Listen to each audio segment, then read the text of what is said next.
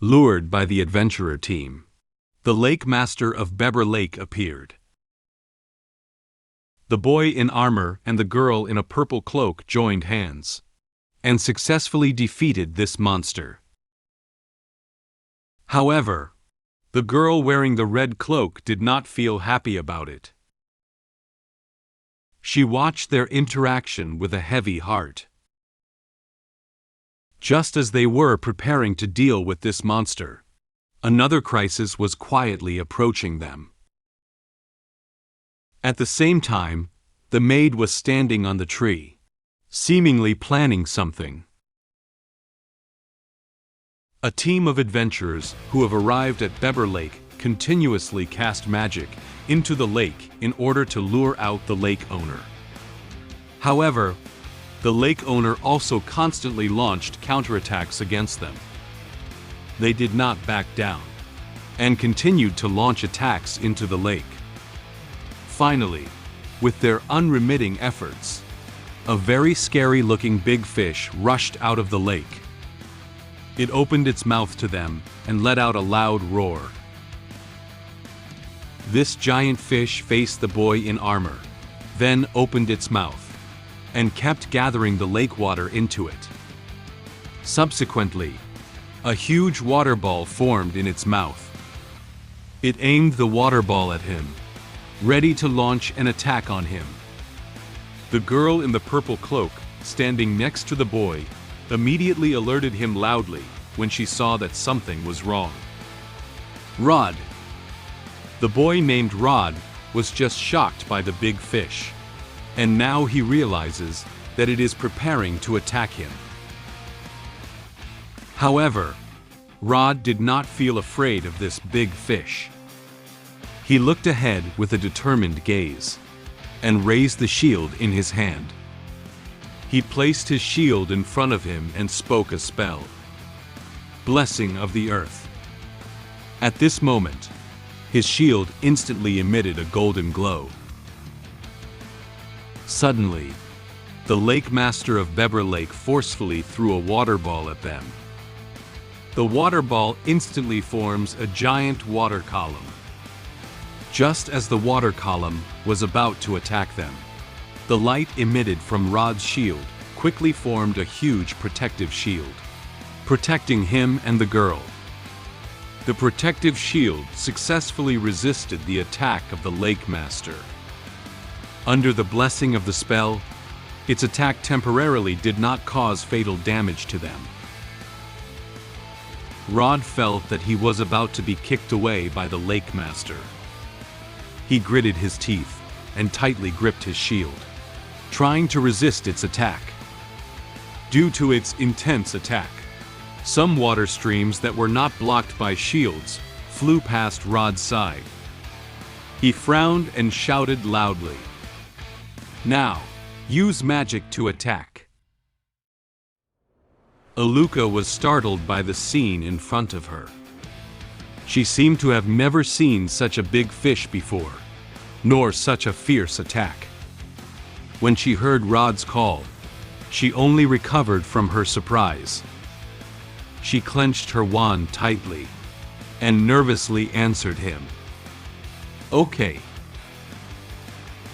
Aluka closed her eyes and opened her hands, beginning to recite the spell. "The god in charge of ice and snow, please." As she chanted, her wand slowly floated above her head and emitted a blue mist of ice.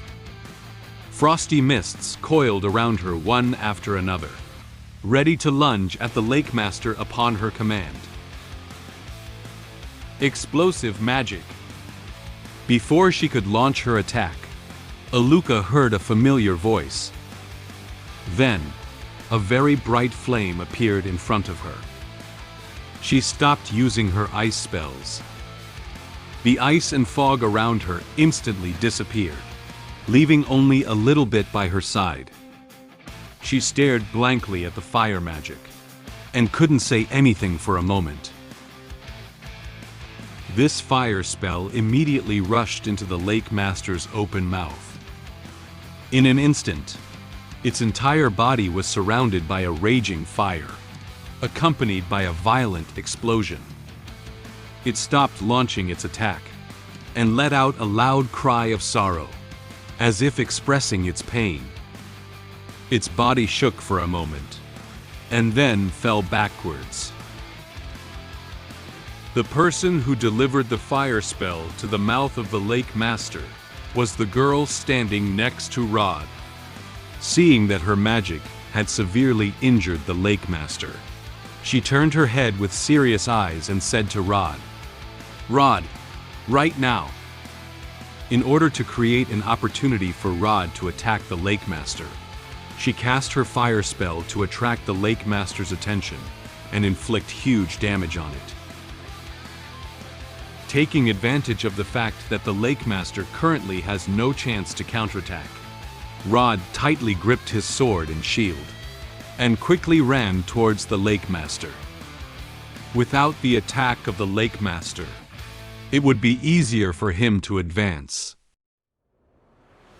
Rod tensed his legs, then sprang into the air with a powerful leap. At the same time, he raised his sword and gathered all his strength into his hand. At this moment, the Lake Master still couldn't shake off the girl's fire magic. It's too late to attack Rod. Rod, who had already flown above the lake monster's head, swung his sword downward in a fierce slash. The Lake Master's skull caved in instantly under the blow.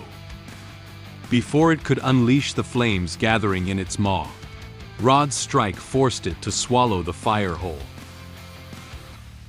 The Lake Master let out another agonized cry before collapsing into the lake, its entire body engulfed in flames. As it fell, the lake instantly exploded in a huge splash, and some of it splashed onto the shore. After delivering a fatal blow to the Lake Master, Rod supported himself on the ground with his hands, and safely landed on the ground. Rod plunged his sword into the ground, and tightly grasped the hilt as a support.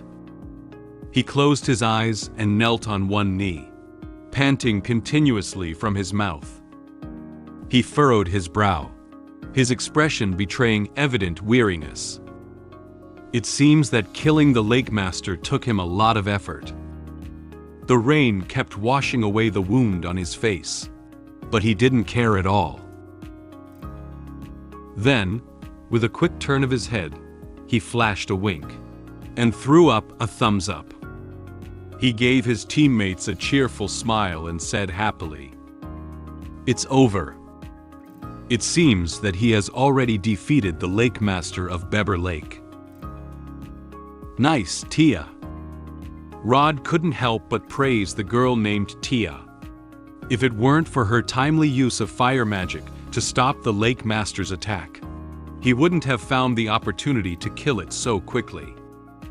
A gust of wind blew Tia's messy hair. Upon hearing Rod's words, Tia felt a bit shy. She lifted a strand of her hair behind her ear, pretending to be combing her hair. She smiled and asked Rod, "Have you been injured?" "I'm all right. Fortunately, you took timely action to restrain it." "Don't move. Look, isn't the skin between your thumb and index finger cracked?" They were immersed in their world, seemingly forgetting the existence of Aluka. Aluka, who couldn't help Rod in time, showed a very sad expression and stood there blankly. Rod's praise for Tia drifted into her ears from afar. "Tia, you are very gentle. I am lucky to have you as my teammate." However, at this point, Aluka no longer wanted to continue listening to Rod and Tia's chat. He felt dissatisfied with their interaction. She bit her lips tightly and silently lowered her head. "Why? We make a promise to become the most powerful adventure duo when we grow up. We will be together forever. Aluka remembered the time she spent playing with Rod when she was a child. On a clear morning, tired from playing, Rod and Aluka were lying on the lawn together. They made a pact with each other to travel together and become the strongest adventurers in the future. Aluka has always kept this promise in her heart and continuously worked hard to learn magic. Until now, she has the ability to stand by Rod's side. At this moment, Tia gently held Rod's injured hand and couldn't help but complain a few words to him. Seeing her discover the injury on his hand, Rod couldn't continue to conceal it. He shyly raised his hand and scratched his head, giggling at her. They interact with each other very naturally, just like a couple. However, Aluka became increasingly jealous of their close interaction.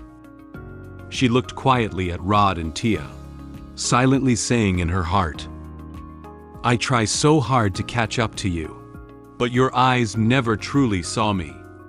It's me. I am the one who first stepped into your world."